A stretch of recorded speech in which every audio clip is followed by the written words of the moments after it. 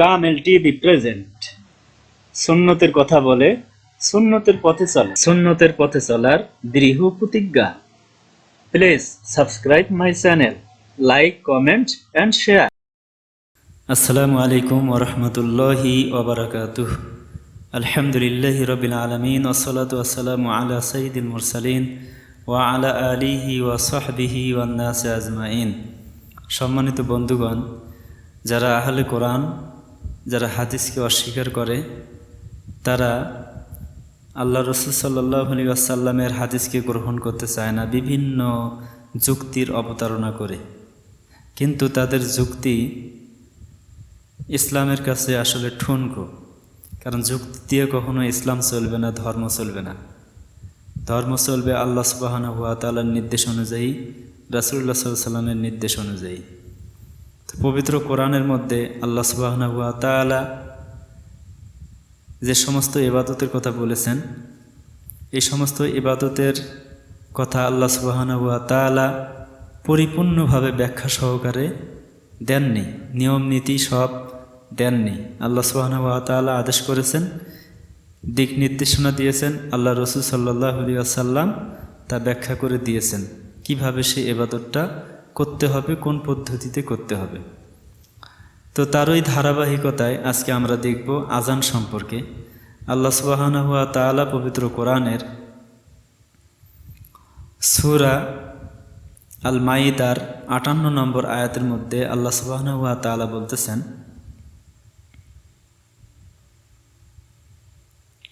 আউযু বিল্লাহি মিনাশ শাইতানির রাজিম, বিসমিল্লাহির রহমানির রহিম।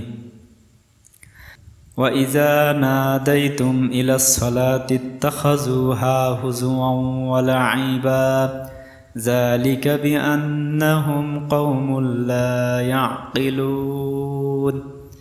মহান আল্লাহ তাআলা বলেন, আর যখন তোমরা নামাজের জন্য আহ্বান করো, তখন তারা একে উপহাস ও খেলা বলে মনে করে, কারণ তারা নির্বোধ, তাদের জ্ঞান নেই।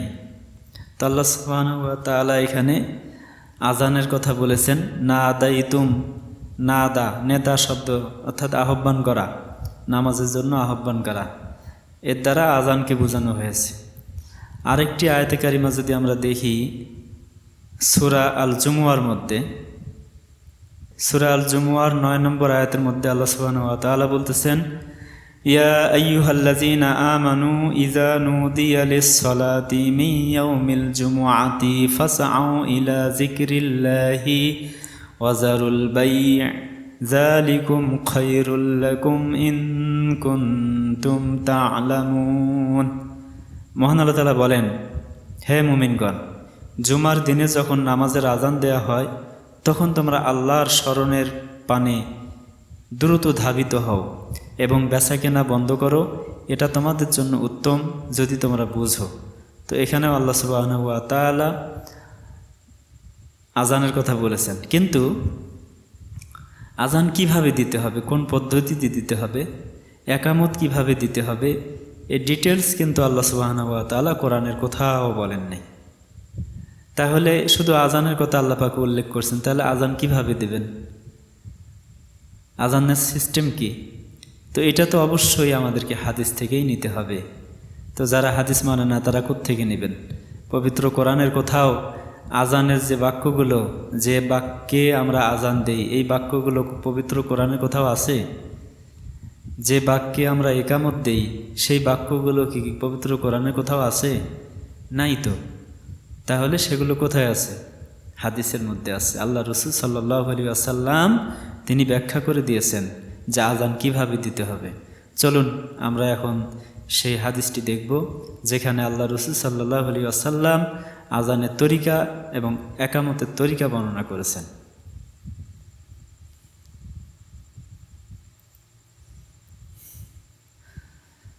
হাদিসটি রয়েছে আবু দাউদ শরীফে, আবু দাউদ শরীফে ৫০২ নম্বর হাদিস।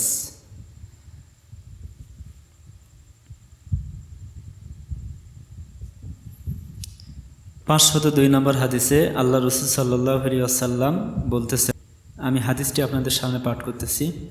হাদ্দাসানাল হাসান ইবনু আলী, হাদ্দাসানা আফফান, وسعيد بن عامر وحجاج والمعنى واحد قالوا حدثنا همام حدثنا عامر الأحول حدثني مكحول أن ابن محيريز حدثه أن أبا محذورة رضي الله تعالى عنه حدثه أن رسول الله صلى الله عليه وسلم علمه الأذان 19 كلمة والإقامة 17 كلمة الأذان।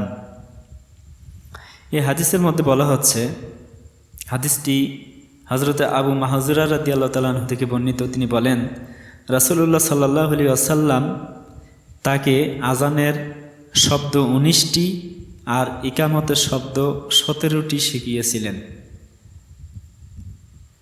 আজানের শব্দগুলো হচ্ছে আল্লাহু আকবার আল্লাহু আকবার আল্লাহু আকবার আল্লাহু আকবার আশহাদু আল্লা ইলাহা ইল্লাল্লাহ আশহাদু আল্লা ইলাহা ইল্লাল্লাহ আশহাদু আন্না মুহাম্মাদার রাসূলুল্লাহ আশহাদু আন্না মুহাম্মাদার রাসূলুল্লাহ হাইয়া আলাস সালাহ হাইয়া আলাস সালাহ হাইয়া আলাল ফালাহ হাইয়া আলাল ফালাহ আল্লাহু আকবার আল্লাহু আকবার লা ইলাহা ইল্লাল্লাহ। এগুলো হচ্ছে আজানের শব্দ। ওয়াল ইকামাতু, আর ইকামাতের শব্দ হচ্ছে আল্লাহু আকবার আল্লাহু আকবার আল্লাহু আকবার আল্লাহু আকবার আশহাদু আল্লা ইলাহা ইল্লাল্লাহ আশহাদু আল্লা ইলাহা ইল্লাল্লাহ আশহাদু আন্না মুহাম্মাদার রাসূলুল্লাহ আশহাদু আন্না মুহাম্মাদার রাসূলুল্লাহ হাইয়া আলাস সালাহ হাইয়া আলাস সালাহ হাইয়া আলাল ফালাহ হাইয়া আলাল ফালাহ قد قامت الصلاة قد قامت الصلاة الله أكبر الله أكبر لا إله إلا الله। তো এগুলো হচ্ছে আজান এবং ইকামতের শব্দ। সাহাবী বর্ণনা করতেছেন যে আল্লাহ রাসূল সাল্লাল্লাহু আলাইহি ওয়াসাল্লাম তাকে এইভাবে করে আজান এবং ইকামত শিক্ষা দিয়েছেন। তাহলে আমরা জানতে পারলাম যে পবিত্র কোরআনের মধ্যে আল্লাহ সুবহানাহু ওয়া তাআলা আজানের কথা বলেছেন, কিন্তু আজান শিক্ষা দেননি।